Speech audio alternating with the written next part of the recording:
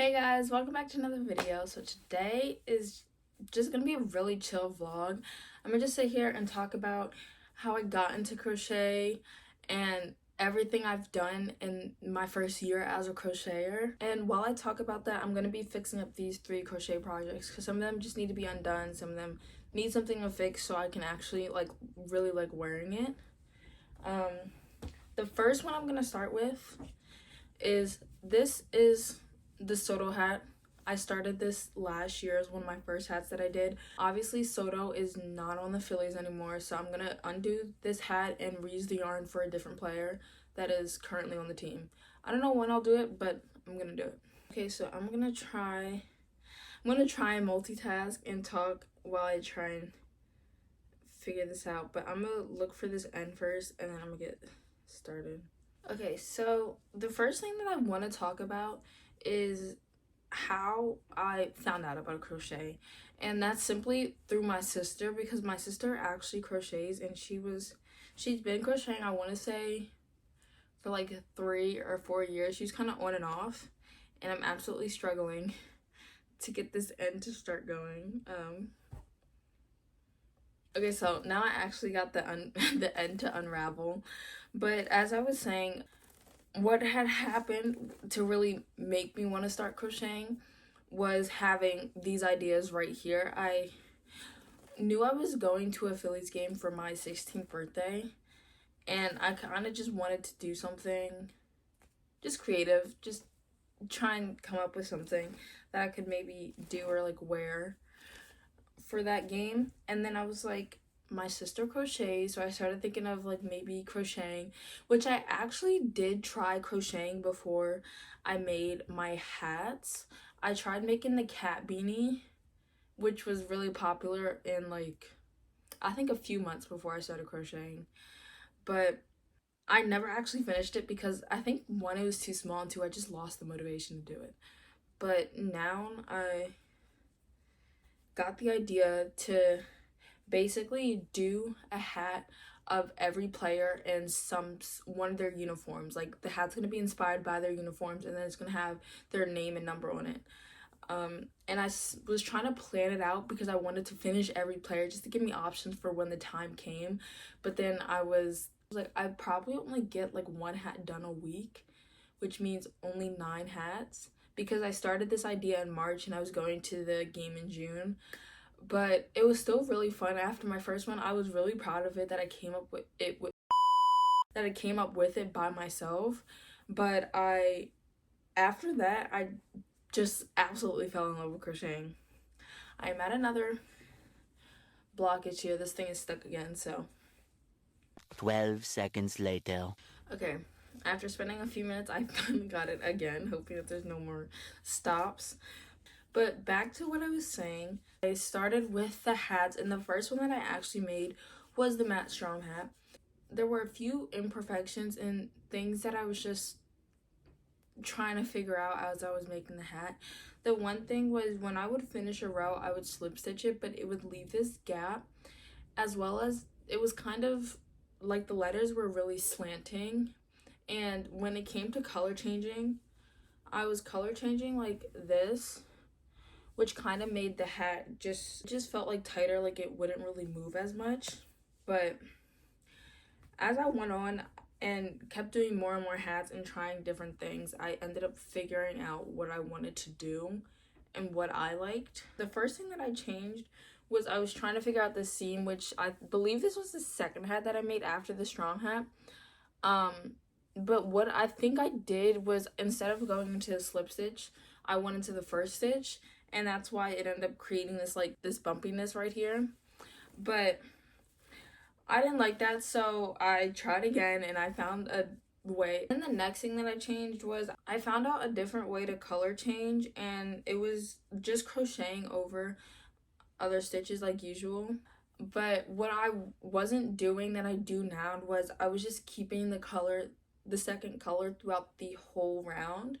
But now instead, what I would do, which is not on here, but I will crochet over this way. I'll crochet my color change, which is right here, And then when I get to the end of the color change, I'll just cut it off and then I'll continue with the regular one, because I could see the yarn through the colors and I really didn't want it. I wanted to look more clean, so that's what I did. Yeah, that gives me more weaves to end in, but I was completely fine with this. So that is basically what got me into crochet. From there, I did keep making more of the players' hats, but I was trying to not have whips. I didn't want to have a bunch of crochet projects that I didn't finish, but I really wanted to do something different instead of these hats, because they usually have, I believe it's a 24-man roster. So I was like, that's going to take a while, and I really didn't want to just sit here and do all these hats. I wanted to work on other things. And I did. One thing that I worked on was a bolero that I made for a cruise that I was going on. And I really like it. I haven't worn it since, but it was nice. I was trying to make another one, but it didn't work out because there wasn't enough yarn. And it was yarn that my sister, like, she didn't know where she got it from, so I couldn't really do anything with it. There are a lot of fibers going on right now. And then after that, I made my granny square sweaters, which you may have seen on my TikTok or in a recent video. And then the other few crochet projects from then to now, I made these 2 crochet hangers. I don't know why I can't think of the word, but basically yarn holders, just to put my yarn in and hang them on the wall, because I started getting so much yarn, and my mom has these reusable bags, and so they were literally just sitting in there, and I just needed somewhere to put them. So I was like, why don't I just make these little yarn holders so they can look nice in my room, but also I can use them for something. And then another thing that I made that was really helpful for my crochet stuff was with the hats. They were also really piling up. I was leaving them on my shoe rack, and there was no space for my shoes, and I was like, I need this space for my shoes. So I had this blanket. It was a hand knit blanket, so I guess it's my first ever project, like fiber artist project, but it was made out of burnette blanket. But I finished it, but it wasn't wide enough. So I never actually used it. And so what I did, I took it apart and then I reused the yarn to make like a little, like a basket, just a place to hold my crochet stuff, because my crochet hats, because as I said, they needed to go somewhere. I couldn't just have them sitting there piling up.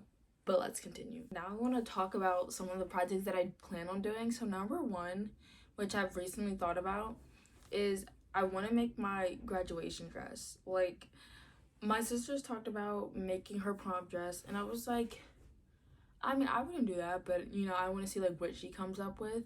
Then I was like, I kind of want to make a dress, but I don't really know for what occasion, even though I have some dress ideas that I do want to do just for summer if I ever, like, go out on vacation or whatever.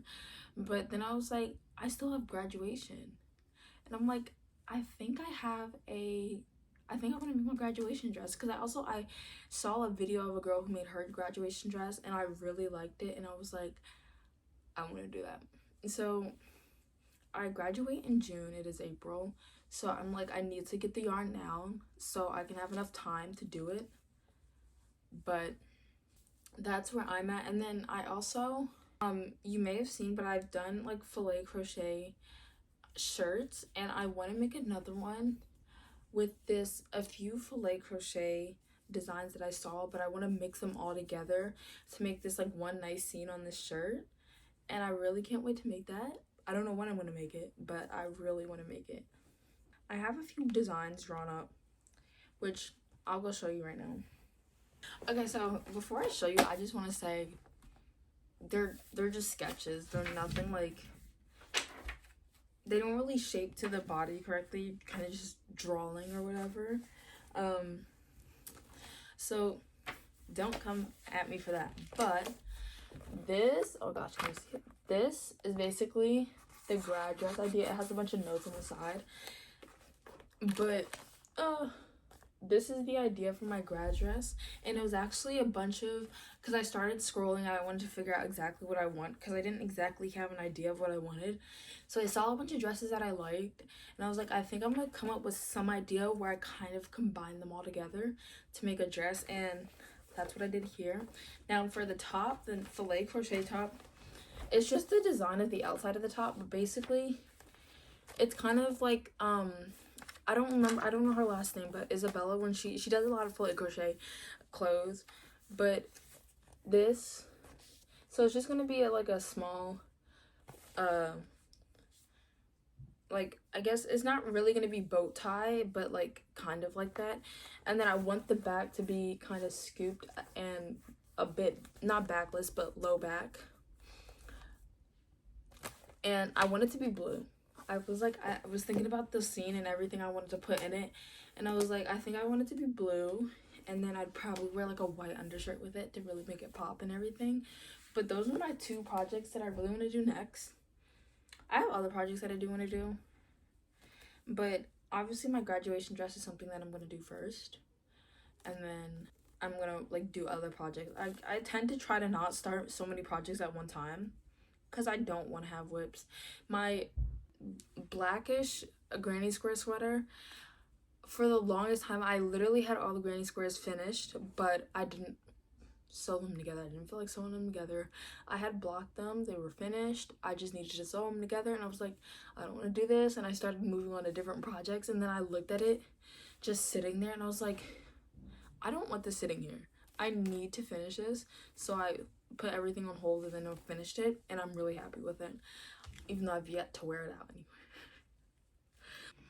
The next thing that I want to talk about is things that I really like and don't like about crochet. First, a few things that I like. I really just like seeing other people make things, especially when I see a video and I'm just like, wow.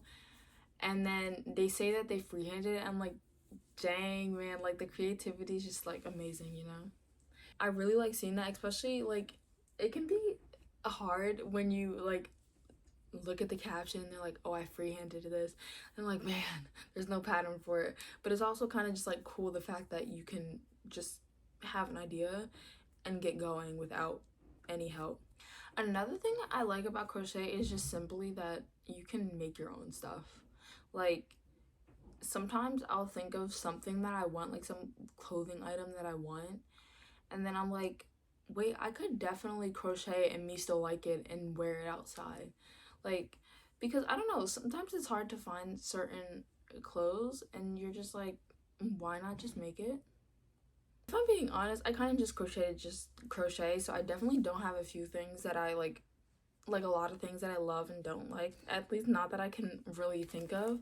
But I think one thing that I can say that I don't like, that I feel like most people don't like, is just getting yarn and it being hard to work with. I think that's really it, when your yarn splits on itself and you're just trying to get a project done. That is all you're doing, and the yarn just doesn't want to stay together.